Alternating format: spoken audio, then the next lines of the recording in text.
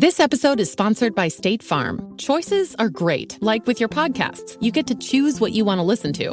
And State Farm believes insurance should work the same way. That's why the State Farm Personal Price Plan helps you get the coverage you want at an affordable price and a policy that helps cover what you value most. Like a good neighbor, State Farm is there. Call or go to statefarm.com today to create your State Farm Personal Price Plan. Prices vary by state. Options selected by customer. Availability and eligibility may vary. As if the McCrispy couldn't get any better, Bacon and Ranch just entered the chat. The Bacon Ranch McCrispy, available at participating McDonald's for a limited time. Ba-da-ba-ba-ba. The Purple Mafia, with your host, Paladino Joey. Well, we'll see. The doctors would disagree, but what do they know? So let's just say that you'll pay me because it's in your interest to pay me. Is it worth it? I mean, you've won. Do you want to wipe everybody out? I don't feel I have to wipe everybody out, Tom. Just my enemy. That's all. My father taught me many things. He taught me, keep your friends close, but your enemies closer. These are wonderful things that we've achieved, and there's no limit to where we can go from here.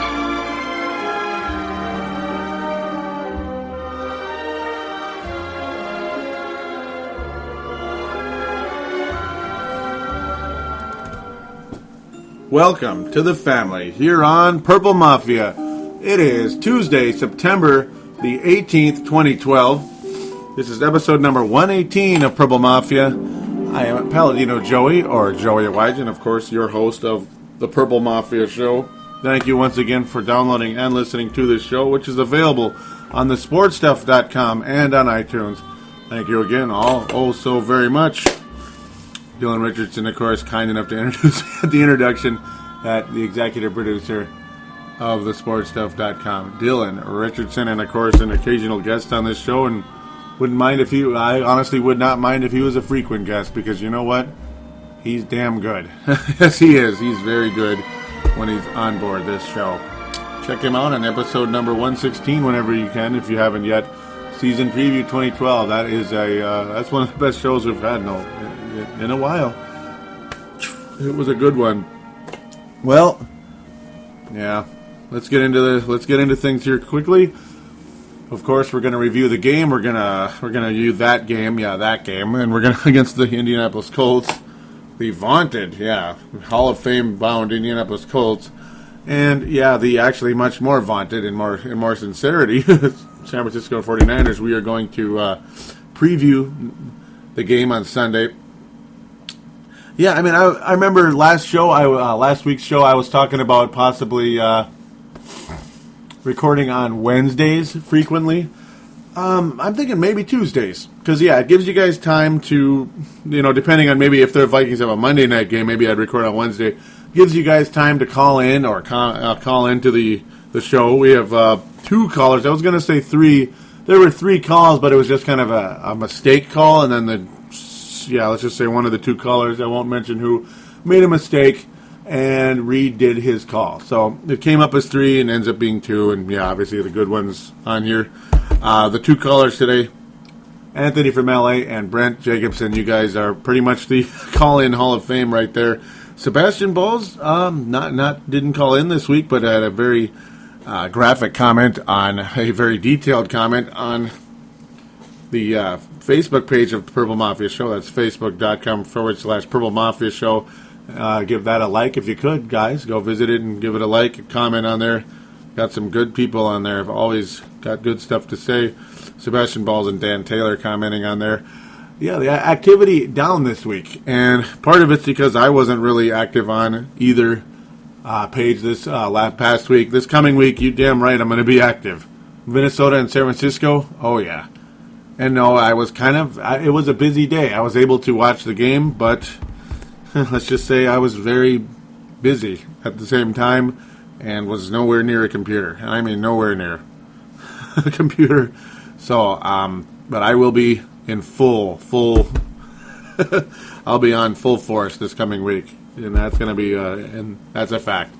It's going to be fun. Facebook page, Twitter account, also twitter.com/Purple Mafia Show.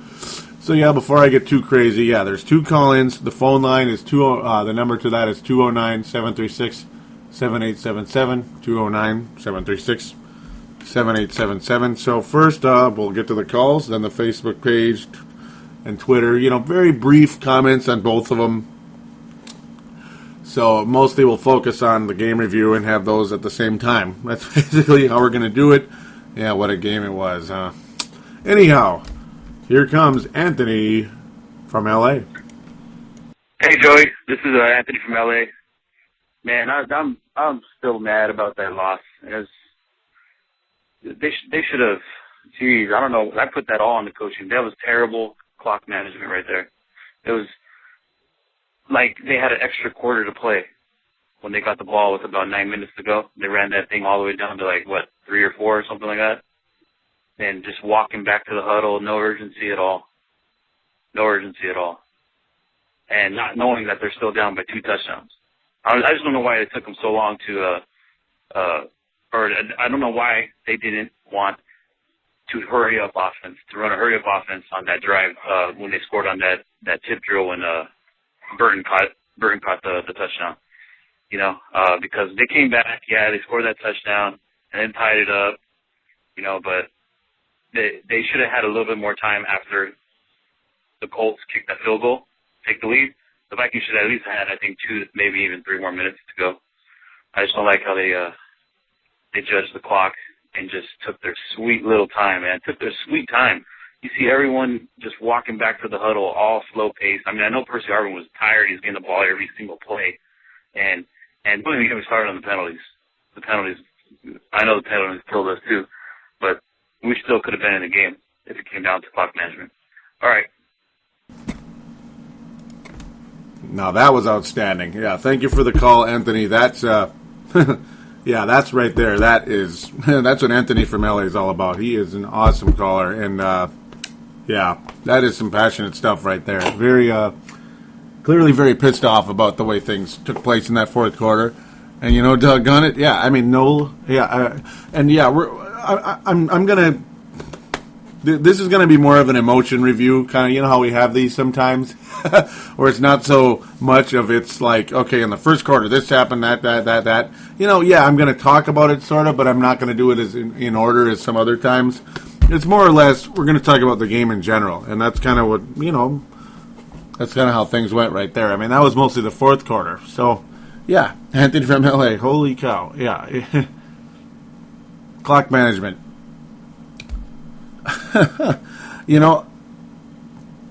If there's anybody that disagrees with him, I think they're crazy. Honestly, Leslie Frazier and Bill Musgrave. I'm not going to call for their heads, but at the same time, hey, if somebody does, guess what? Do you think I'm going to stand up and defend them? No, no.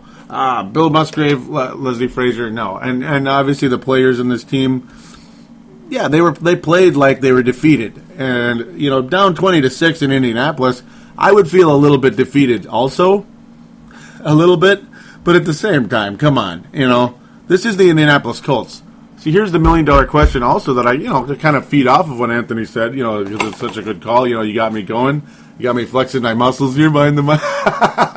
Literally, just with the emotion and passion, a little athletic adrenaline. I play sports at age 33. But, okay, where was I leading to here? I mean, yeah, the lack of urgency. What the Sam Hill? The Sam Hill. There we go. And, yeah, there we go. Now I'm getting to the point I was about to. This is the Indianapolis Colts. They made Jay Bleepin' Cutler look like Tom Brady in 2007. Jay Cutler. So this is a side note we can get to right now. Jay Cutler went against the worst pass defense in the NFL, basically, even though it was the best pass offense in the NFL in the Green Bay. What did he do on Thursday night last week? Yeah, that's right. That's what he did. He sucked. Okay, yeah, before I get too graphic. You get the idea. He sucked blankety blank, blank, blank, blank. That's how bad he was. Yet he Yet this Indianapolis Colts secondary and defense made him look like Tom Brady in 2007. Like the Bears are going to go 16-0, you know. A little bit of sarcasm in there, but not much. I mean, it made the Bears look like they're going to be 12-4 or something this year. Seriously. Now, Christian Ponder's numbers are just fine. But why in the holy hell did we wind up with 20 points in this football game? Why did this team not play more aggressively? Coaching has to do with it. Because players play within the confines of the system. You know, to coin a phrase from the, you know, legendary Brad Childress, who, yeah, unfortunately, is being the current Minnesota Vikings team has an understudy of his running the team right now. Yeah, I'm sorry to say. Different guy, but, yeah, no sense. Did you notice any sense of urgency from Leslie Frazier in the press conference, ladies and gentlemen? The post-game press conference? No, he's too damn nice. He is. He's just too nice. You know, I was talking with somebody who knows a thing or two about football as well behind the scenes, and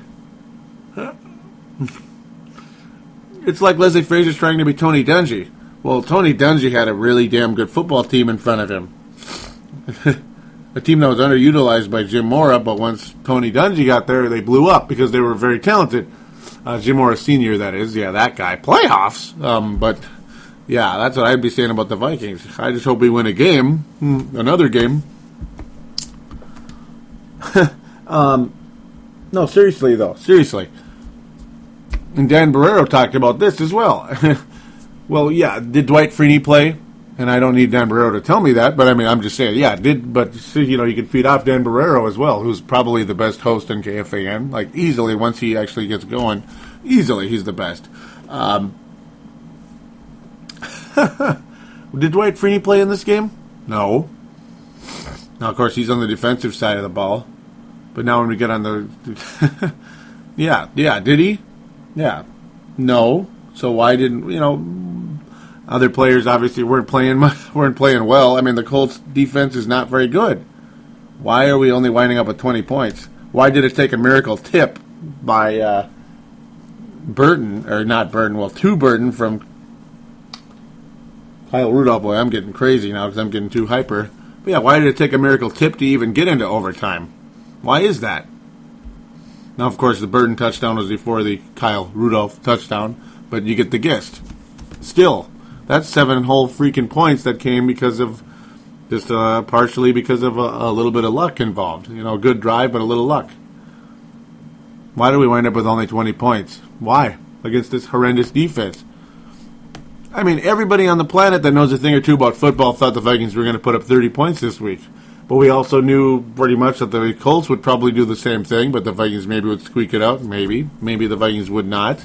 But, yeah, the lack of urgency and the lack of execution. What more can you say?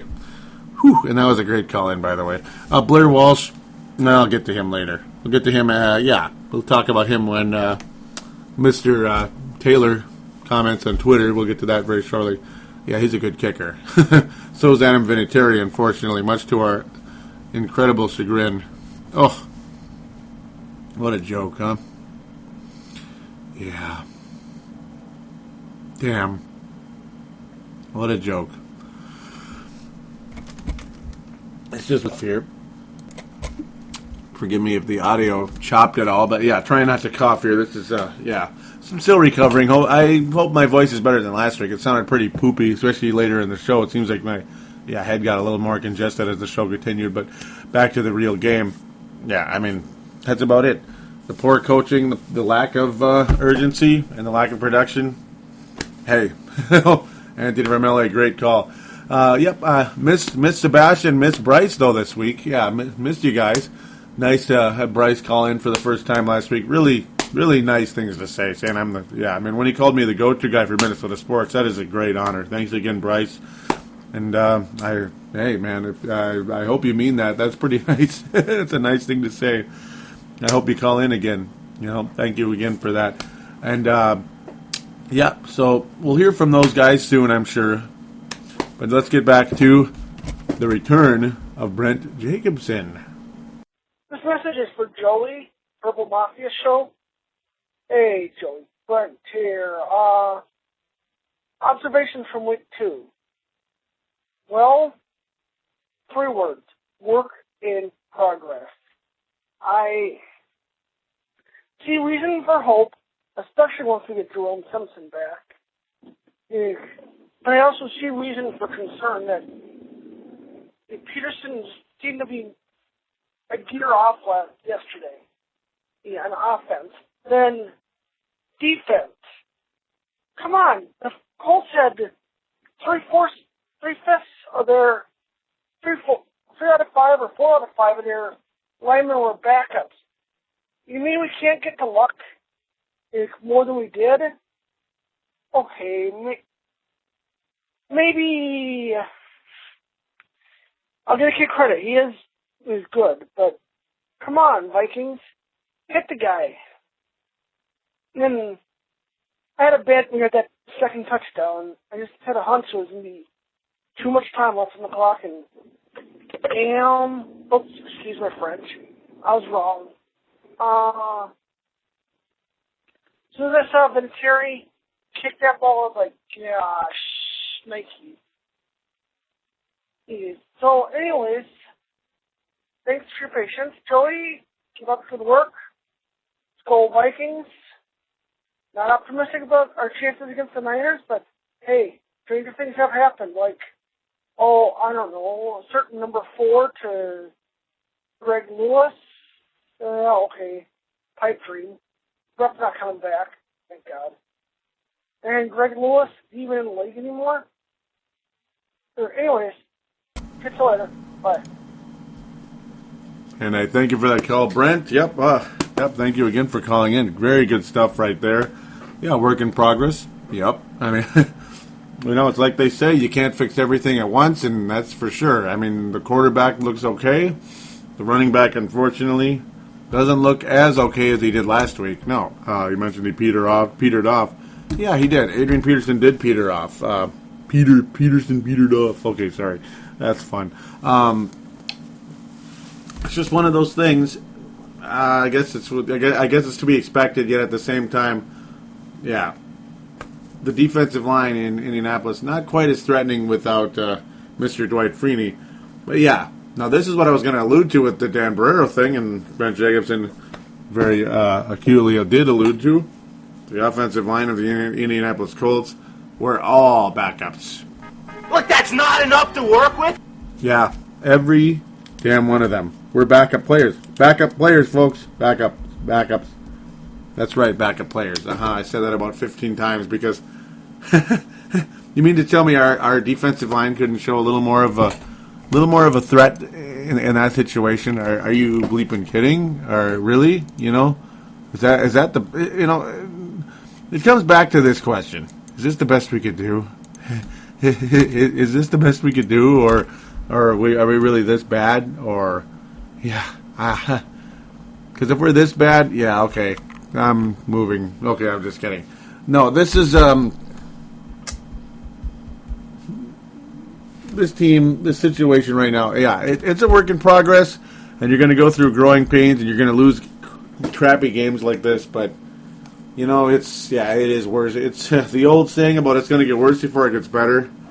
Well, yeah, it got worse. It did. And now it's not just because they lost the game. I know. No, it's not just because they lost the game. It's not like the Jacksonville game impressed the living crap out of me. It's like I said, well, my expectations weren't that high anyway, so I wasn't going to tear the team all to pieces and all that stuff. But then again, I had every right to tear the team all to pieces last week as well, because Blaine Gabbert carved up the Vikings defense like they were tinfoil, ladies and gentlemen. Jacksonville did not carve up. Who did they play again? I mean, Jacksonville did they carve up anybody this past week? Hell no. It was Houston, and yeah, Houston's defense is pretty good, but at the same time, my goodness, they got 7 points the whole game. Yeah, great game, guys. Great freaking game by the Jacksonville Jaguars. Yet there were times I thought they looked like Peyton Manning's Colts in their prime. I mean, it was just one big play after another. Gabbert did a whole lot of nothing. I mean, you know how much You want to hear how much Blaine Gabbert carved up the Houston Texans, ladies and gentlemen? Are you ready for these numbers? Well, he completed 7 of 19 passes. Are you ready, folks? Are you ready? Good for 53 yards. Oh, my God! Yeah, that's good times right there. Wow. Yeah, suffice to say, I guess in some ways, in some sick sense of humor, how about this? I'm glad I'm not a Jaguars fan. 53 yards. Yeah, Christian Ponder's better than that guy. And yeah, his numbers were okay. I mean, I think the coaching schemes actually hurt Ponder more than Ponder hurt Ponder. I mean, absolutely. The offensive line for Minnesota, not that great, no. But the defensive line and the defense in general for Minnesota, I mean, it's not like Luck absolutely positively carved the Vikings up, but when he needed to get the team downfield to score late in the game, oh, did he? Yeah. Yes, he did. Oh, my God. Oh, my God. I share your lack of optimism versus the 49ers, by the way, and we'll get to that very soon. Yeah, I mean, they're not going to beat the 49ers. No. So there's your hint, but, I mean, there's a hint of where we're going. We'll get to that in the next segment. Like we like to split them up in 2 segments, the review and the preview. That's right. This Minnesota Viking team is what they are. It's like the old, boring cliche that athletes like to tell you time and time again. If you were somebody that were to go into a locker room after a game or whatever, or say during the week or whatever, have a conversation with them, maybe you work for the newspaper or something, what's a saying they say all the time when things just aren't going that great? It is what it is. And yeah, it is what it is, folks. We have a above average quarterback. We have a damaged goods superstar running back. We have an utterly elite versatile player in Percy Harvin, who I'm not sure I worded this correctly last week. I think I may have annoyed some people thinking, like, what? Like, how did he say that again? Excuse me. Percy Harvin. Still trying to shake the ends of the cough here. But, yeah, Percy Harvin. No, he's not a wide receiver. He's more of an up-the-middle slot receiver type. That's obviously his main role. But I also see him as a third-down running back as well. And he is slowly becoming that. That's what I meant about he's becoming a Chester Taylor. That's the thing. You have his elite receiving ability already where he can catch and just make people miss, and you can always count him to catch it if it's short or semi-long, but granted with this team it's almost always short. But no, like it's 3rd and 7, you pass it to him, he gets a first down up the middle, but he's also like he can catch it out of the backfield as well, a la Chester Taylor. That's an additional role that he has now that he may not have had in the past. It's like we do have a Chester Taylor type again on this offense. So basically, it's like Percy Harvin's going to get like 100 catches a game the way things are going. I mean, he is absolutely I wish I could come up with the right saying. You want to say the glue that holds things together, but the straw that stirs the drink. There we go. Gotcha. The straw that stirs the drink. That's what Percy Harvin is for this offense. Without a doubt. He's the straw that stirs the drink. Because he can catch out of the backfield. He can catch up the middle. He can break tackles. I mean, it's like, yep, he can get you the first down. He can get you a 20-yard gain or beyond by making a few moves.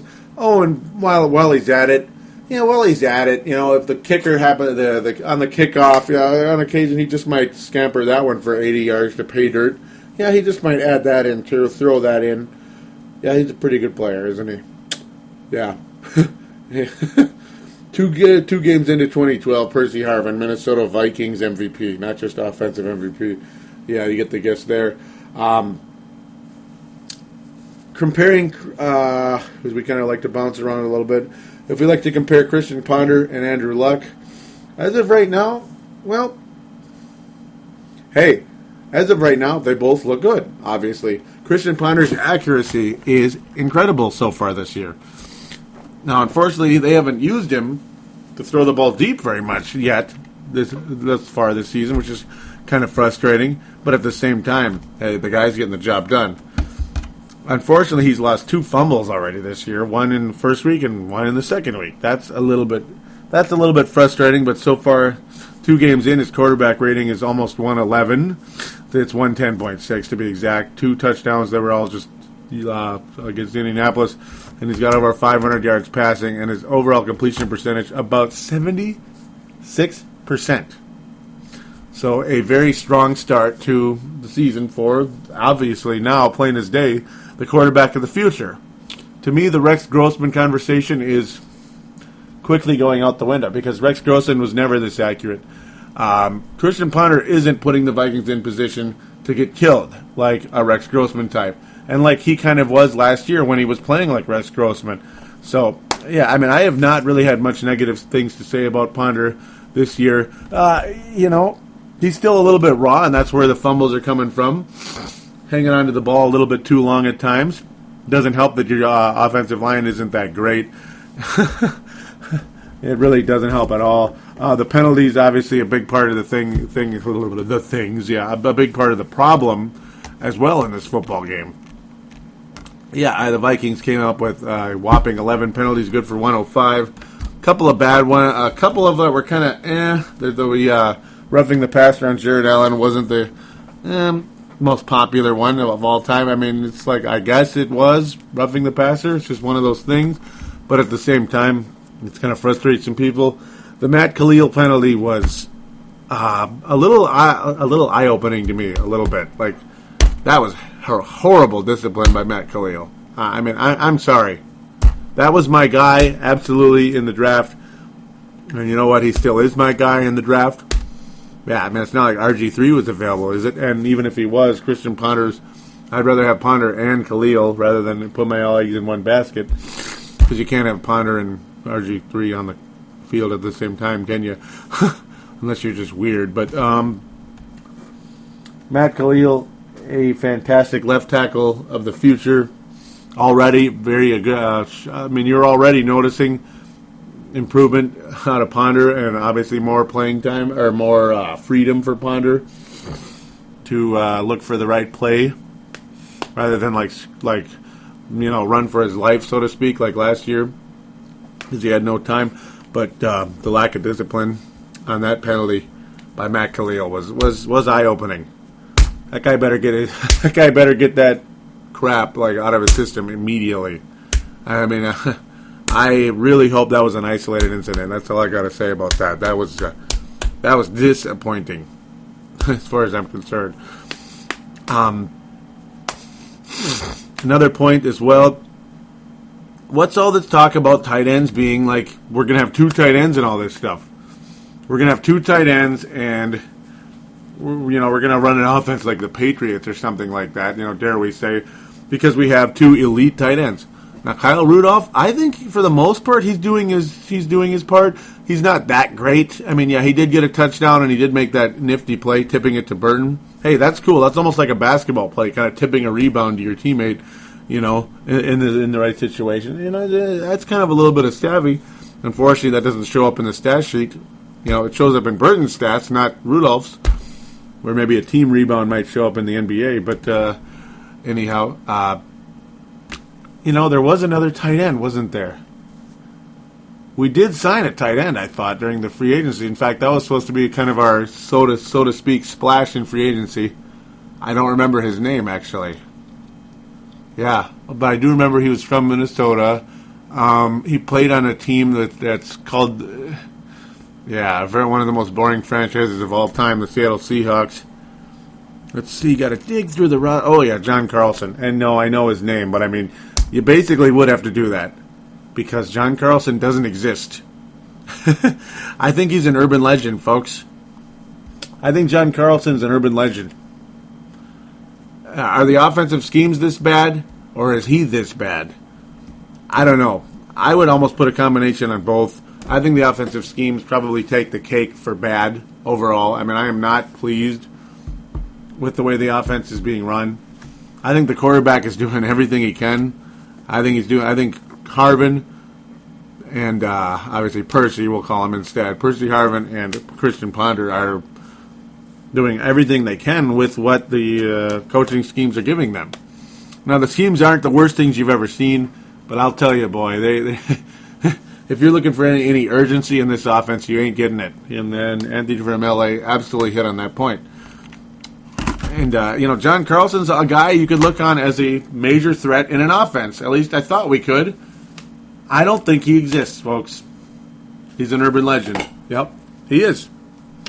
He is. Until proven otherwise, I'm going to go with I'm going to go with the opinion, the belief that John Carlson's an urban legend, and he actually doesn't exist. He just doesn't. Until we prove otherwise. Come on. Whenever you find him, let me know. I'd like to figure that one out. So enough of the offense.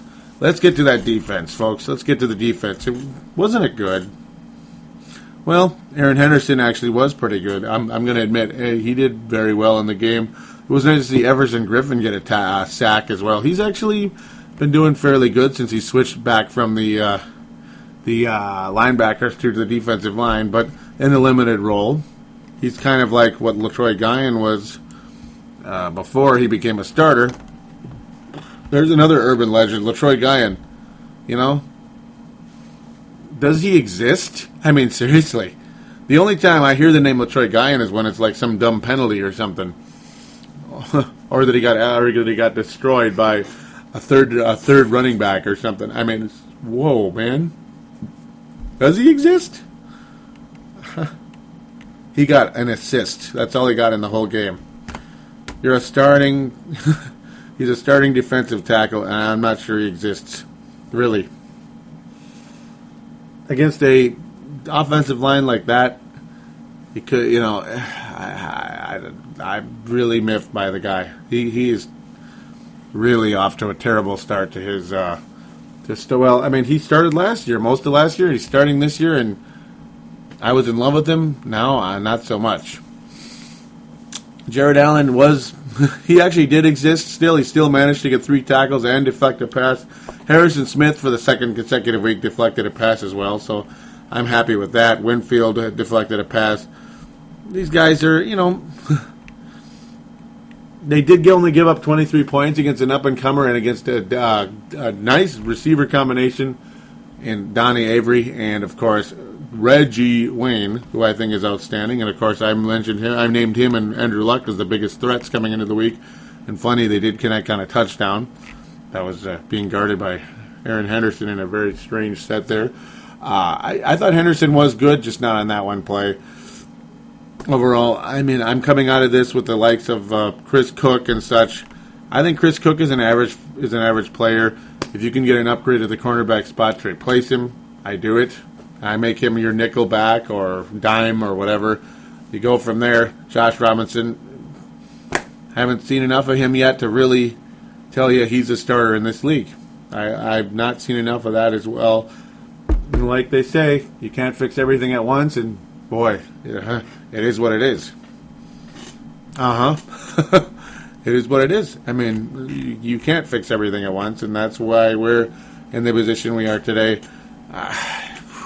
I'd like to tell you the Vikings had a great draft, but I don't know. Well, the first 2 picks are good. The rest of them, I don't know where we're going with that just yet. And of course, the final drive given up by the Vikings against the Indianapolis Colts was extremely disappointing. They gave up 2 20-yard gains. Next thing you know, Vinatieri's kicking the ball, and that's it. I mean, they only had 31 seconds.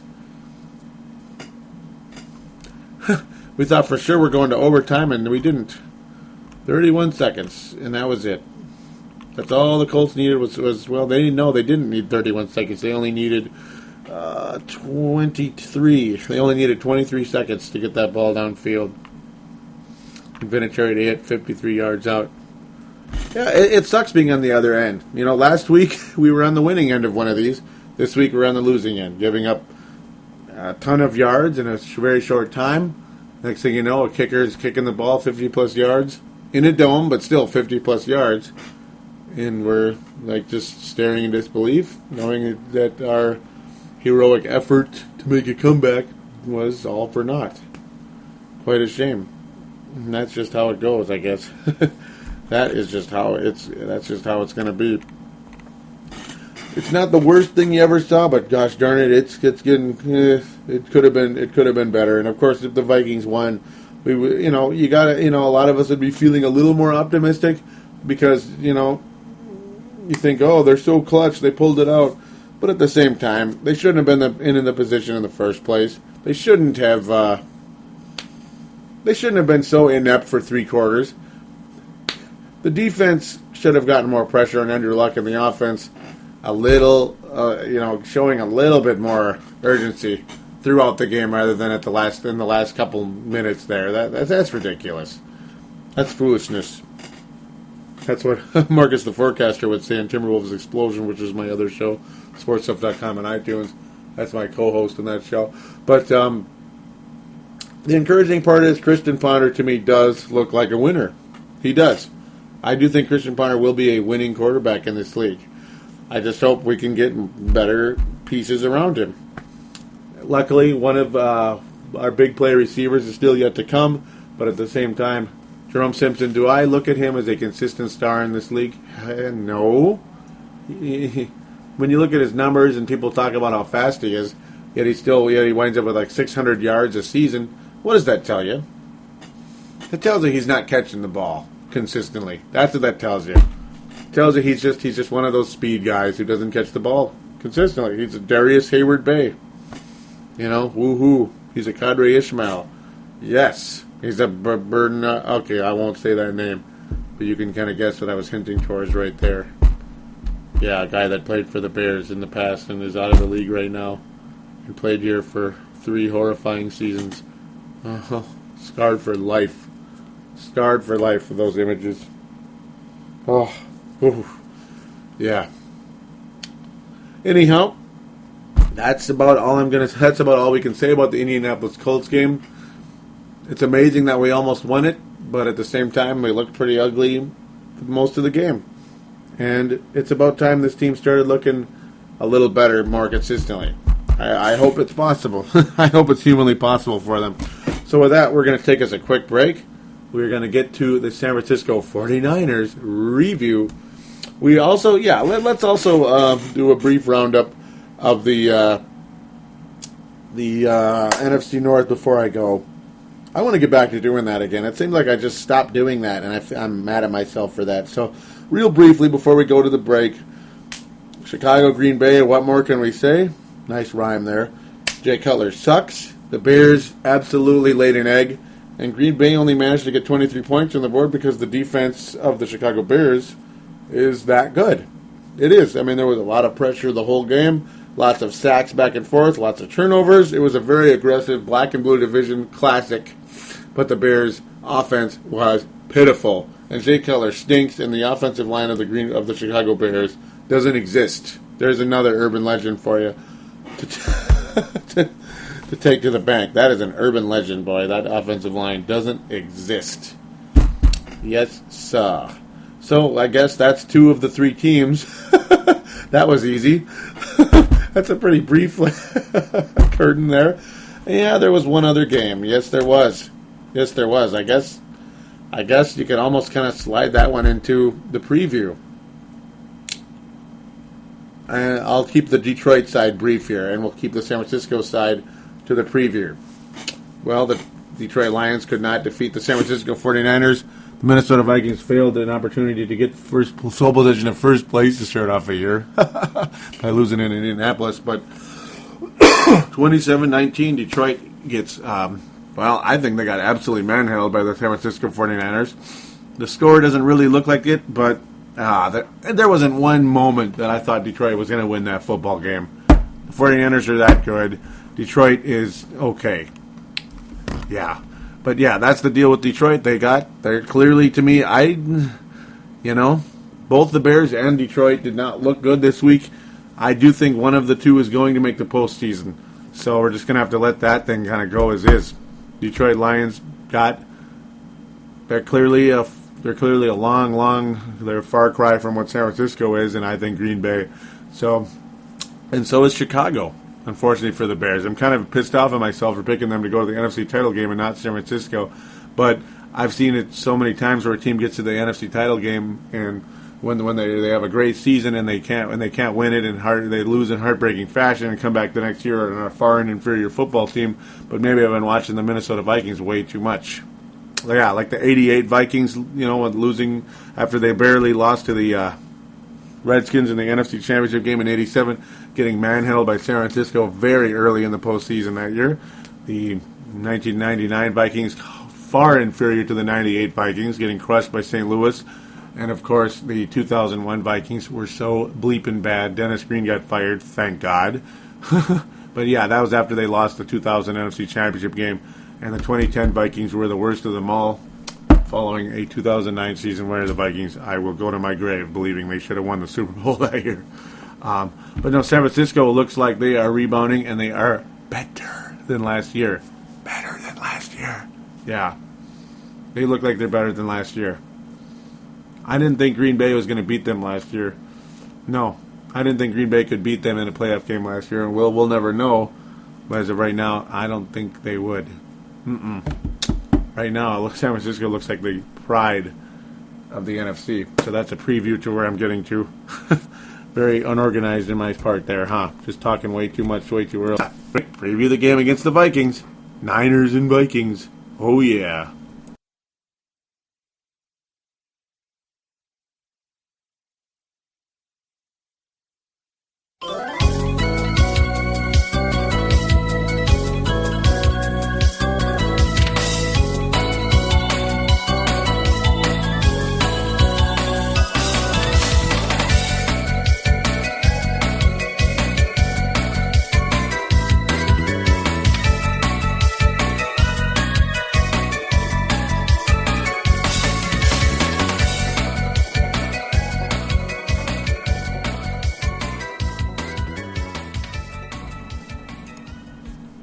And we are back here on Purple Mafia, episode number 118. A reminder for iPod users, other MP3 players, and all that good stuff. Thank you again for jumping on board.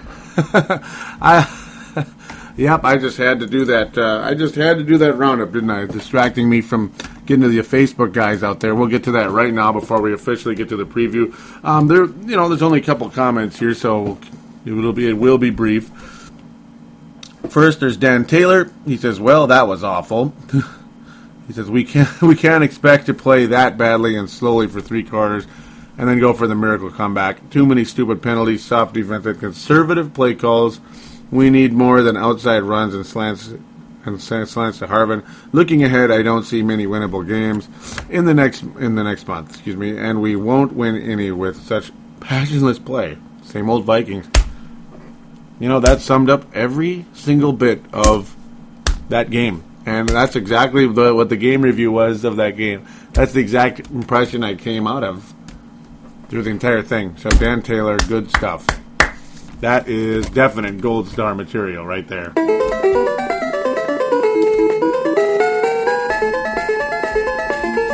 Thanks again, Dan Taylor, for that really good stuff. Really good commentary right there. Very cool.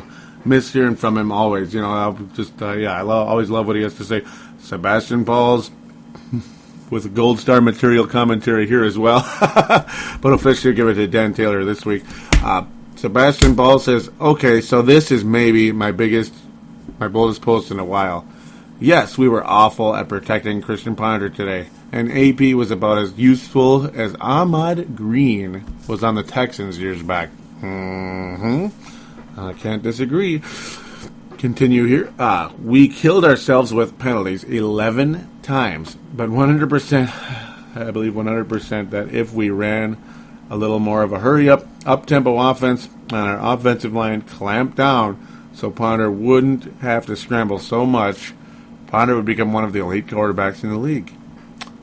My reasoning behind that is look at Ponder's stats when he's been rushed in the huddle a little bit and he was trying to hustle the team. He has been remarkable. So that is my bold statement. Think about it and it will make sense. Yeah, I think it does make sense. Christian Ponder, yeah, I honestly do believe he is headed in that direction.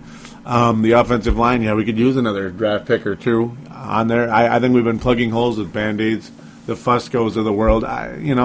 You're not unless you're Bill Belichick. You're not going to win Super Bowls by putting undrafted guys in there. Once in a while they work out. Once in a frickin' while, you can't just count on it all the time, and that's kind of become the Vikings' way at times. It's uber frustrating. Uber frustrating indeed. Very strong stuff right there by both of them, Sebastian Balls and Dan Taylor. Good. That was awesome. What's nice is it's well thought out. It's not drinking Kool-Aid. There is no Kool-Aid in either one of those statements. Not one bit. And as much as you might want to say that, maybe saying that about Ponder becoming an elite quarterback, I think he's absolutely heading there. There's no Kool-Aid there. He's been pretty good. He's not perfect. But nor is the offensive line. It doesn't help him. And my goodness, a little up-tempo offense, a little urgency, according to both Taylor and Sebastian Balls. Come on, yeah. A little sense of urgency, guys. Minnesota, come on. A little sense of urgency. Twitter account, again, forgive me, guys, for not getting to this in the previous segment. That's ridiculous of me. It just got distracted when I moved to that stupid 49ers and Detroit game. Which I should have been doing after the segment. Yeah, don't do that anymore by my part. Dan Taylor on Twitter says, okay, remember, Facebook.com/Purple Mafia Show, Twitter.com/Purple Mafia Show. Dan Taylor says, Blair Walsh might be the steal of the draft. And in another mention, he says, takes him a long time to get going, but Ponder is clutch late in the game. Ice water in that man's veins. Yeah, I mean, Ponder and Walsh have been very clutch this year. No doubt about it. Blair Walsh made a 51-yarder in this game, and Christian Ponder did what he did in the game. That pretty much sums up. There are pieces on this team that give you hope, and thankfully they are in fairly important positions.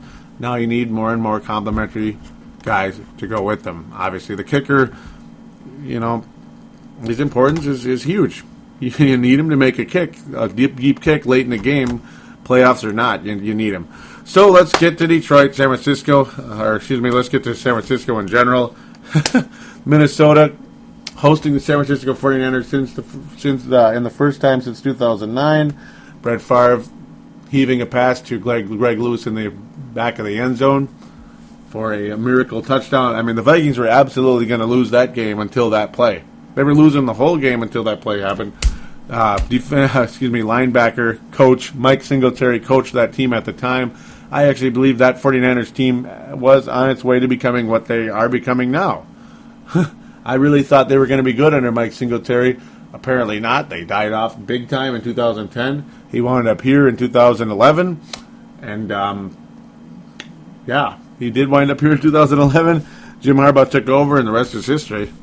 Harbaugh has become one of the best coaches in football. After being captain comeback of the Indianapolis Colts before Peyton Manning started pacing those sidelines and carrying that team downfield and eventually to a Super Bowl ring in 2006 with Tony Dungy. Jim Harbaugh might be the best coach he might be the next Belichick in terms of he's the next best coach in this league, I think. I think he's got a chance to be unbelievable. You got Mike McCarthy, Belichick, and Jim Harbaugh, and John Harbaugh as well. The very likelihood of a Harbaugh Bowl does exist and persists with each dying day. Even though the Ravens lost to Philadelphia, which I cannot believe, but by one measly point. This 49ers team was able to hold Matthew Stafford to only 230 yards, and that's pretty impressive considering what Matthew Stafford is. Alex Smith, effective. He's no superstar, but boy, he's very effective. He's become more of a game. He's become more than a game manager. Boy, I wish I could just talk clearly tonight. I'm really getting mad. Probably too hyper. He's a lot more than a Trent Dilfer was than for the Baltimore Ravens back in 2000. Alex Smith is more than that. And I compare the San Francisco 49ers team eerily to Baltimore. Yeah, they are like Baltimore. Is there any doubt? The difference is they're younger and key in certain positions, obviously linebacker and such, defensive line. Quarterback, they're about the same. Running back, they're older, unfortunately, but Frank Gore is still very, very capable. This is an awesome football team, the San Francisco 49ers, and I hope the Adrian Peterson the Vikings need to be very careful with Adrian Peterson in this game. The 49ers are the type of team that could break him to pieces, man. I mean, it's not because Peterson's weak, but it's because he's damaged goods. I say be as careful as you absolutely can with Adrian Peterson in this football game. Don't overuse him, and unfortunately we're probably going to be behind, and we're going to have to try to pass the ball to make a comeback.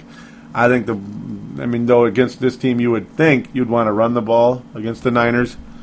Detroit and Green Bay are not the type of teams you can look as example of what San Francisco can do against a good running back. Yeah, you got Kevin Smith and you got Cedric Benson in Green Bay. Woo-hoo.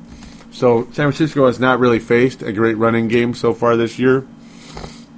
No, they have not.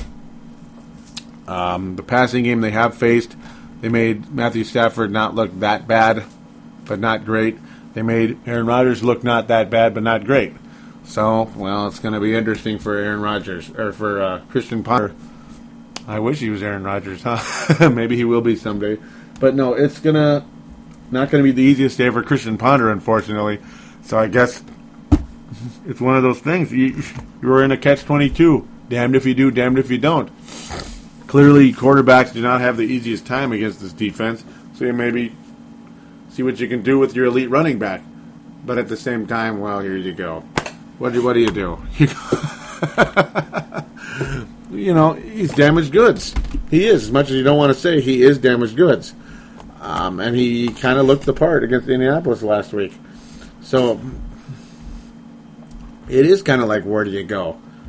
You just give up and walk off the field, I guess, huh? No. Oh, and by the way, Randy Moss is coming back to town, and I've been pleasantly surprised with him so far as a member of the San Francisco 49ers. Yeah, it helps when things are actually going good. The guy doesn't act like a jackass. It's nice. When things are going well, he's a good citizen. He's not exactly like owning the league or anything, but he's got a touchdown and 61 yards in 2 games. He's been okay. He looked like he was halfway decent against Detroit. They didn't throw to him all that much. But it's just, again, one of those things. You just kind of, it is what it is. You go from there. Excuse me. It'll be cool to see him, though, with the 49ers. It will. There's no way the Vikings are going to win this game. They don't play well against physical teams. This offensive line, yes, it's improved, but like Sebastian said, and, the Ponder was in trouble most of the game. The offensive line played like crap for the most part. Khalil made some dumb mistakes. And obviously our defensive line is a non-factor. If we play anything, and I mean anything resembling what we did against Indianapolis, it's going to be a hopeless 31-10 type game. And I actually wouldn't be surprised if that was the score this week. I wouldn't. San Francisco's offense, though, isn't exactly like blowing people out of the water. It's more their defense is just so damn good. So good. I mean, I don't think the Vikings I think the Vikings only get 10 points this week. I really hate saying this, but I got to go with it. You got to be objective. Vikings are going to lose this football game. Absolutely going to lose it. 27-10 against the 49ers. I'm sorry, but 49ers are going to... Basically, that's what the 49ers do, is score 27 points, and they hold you to significantly less, which is what they've done pretty much both weeks this season, or both about 27-30, 24, whatever, but so which averages out to about 27. I think the 49ers win 27-10 in Mall of America Field. The way the Vikings can win this football game is they're going to have the game of their life. You want to believe, just give the ball to Adrian Peterson, but again, because the running defense hasn't been tested like the passing defense has, we'll say, for San Francisco, but at the same time, it's their defense is so good. I can't just come up here and say, oh yeah, we're going to run on them. No, their defense is balanced, ladies and gentlemen. It's very balanced. It's not like, their passing defense is unbelievable, but their rush defense, there's some gaping holes there. No, there isn't. No, there isn't. Unfortunately, there just isn't, is there? Oh, that sucks, doesn't it? Houston Texans look good too, by the way. But yeah, San Francisco, it's not going to be an easy deal. It's just not. In fact, their rush yard, against the rush, they're phenomenal. But again, look what they've gone against Cedric Benson and Kevin Smith. Oh, it's like you want to come up here with some formula of how the Vikings can win the game. But all I got to say is they're going to have to play the best game they've played in like 2.5, 3 years. That's how they're going to win the football game? Yeah. They're going to have to play like they did against Arizona in 2010, basically, where they just went berserk. Like, oh my God, 4 touchdown passes by Christian Ponder. It's going to have to be something like that, where everybody just plays out of their head. Because it's just, we're so far off from that team right now, unfortunately. Their defense is that good. And our offense is then not timid overall. They've been timid, obviously. I mean, it's going to be all about Percy Harvin again, but how much do you want Percy Harvin to... honestly, Percy Harvin could be the type of player that can help beat San Francisco, not only through, making the catch and getting through a couple guys up the middle, but, even though he's going to get hit a lot, but also getting some special team touchdowns as well. I mean, it's Percy Harvin or bust pretty much when it comes to this game. And maybe Alex Smith, for whatever reason, just has a horrible game. Maybe the 49ers are too, confident coming in, and they make a lot of dumb mistakes, and for whatever reason, Vikings play well in front of their home crowd and pull off a crazy upset, but I have no reason to believe that will happen. Sticking to my original prediction, 27-10, San Francisco.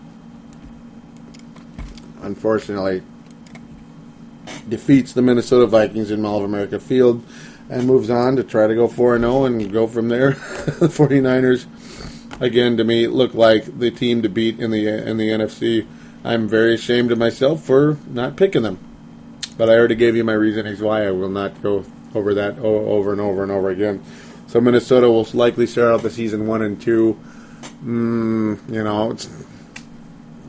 It's not the end of the world if that happens, I guess. Minnesota will play Detroit in Week 4. We'll worry about that when the time comes. Yes, we will. That will be fun. That will be a lot of fun, won't it? Boy, the San Francisco schedule will get tough for a few weeks. There, Jets and Buffalo and Giants and all that. But it's going to be fun nonetheless to see Randy Moss back in the Dome. We'll see if he actually does something. Clearly, the guy has lost a step, but also clearly the guy still has a little bit of game left, and he still can play a little bit in this league. It's nothing spectacular. The Vikings go to Detroit on the 30th. That's the following game. I don't know if they're going to win that one either, but I hope so. It's going to be a tough season, folks. And I picked them to win 6 games. It's probably going to be right about on the money, I think, unfortunately. But like I said before, we're going to continue to see improvement from certain guys like Christian Ponder, the Harrison Smiths of the world, Matt Khalil, guys like that. Hopefully, Jerome Simpson looks like a guy who can be here for a few years and be a factor. I don't know. Clearly, this team needs a legit receiver. Obviously, Percy Harvin is who he is, but we need a legit big wide receiver. And a guy by the name of Jarius Wright, in closing. That is the other urban legend that supposedly is a member of the Minnesota Vikings. He's an urban legend. I don't think he exists until proven otherwise. We'll see what happens. So with that, we're gonna close the show. Get back to the contact details. As mentioned, Purple Mafia is available on thesportstuff.com and on iTunes. Do give thesportstuff.com a look. Would be very much appreciated. We'll be looking to make a few changes, I believe, to the website in the coming weeks. Not going to mention what those changes are, per se, but hopefully you'll like what does come to the website in the coming weeks and months. We're going to look to try to improve it, and of course we're going to obviously clean up the spam on those message boards. Those may be gone because of, obviously, there's too much spam on the message boards. It's time to not worry about that part of the page, but hopefully we can add something else to make things better. We'll see where things go. Going to continue conversations with Dylan Richardson on that. Other than that, though, Do join the Facebook page, facebook.com/Purple Mafia Show. Also follow, obviously click like on that. And then go on your Twitter account, follow at Purple Mafia Show if you could. That would be terrific. And, of course, the call-in line. Once again, don't be afraid to call in, guys. Don't be afraid to call in. 209-736-7877. 209-736-7877. It is a voicemail. Do treat it as such. Mention what show you're calling into, which is, of course, Purple Mafia. It'd be oh so terrific to have you on board with me once again. Oh, yes, it would. Looks like the Vikings are going to be 1-2, but maybe we'll have Greg Lewis return and pull off another miracle. We'll see. There won't be Brett Favre, but maybe Bonner can be that guy because he is clutch.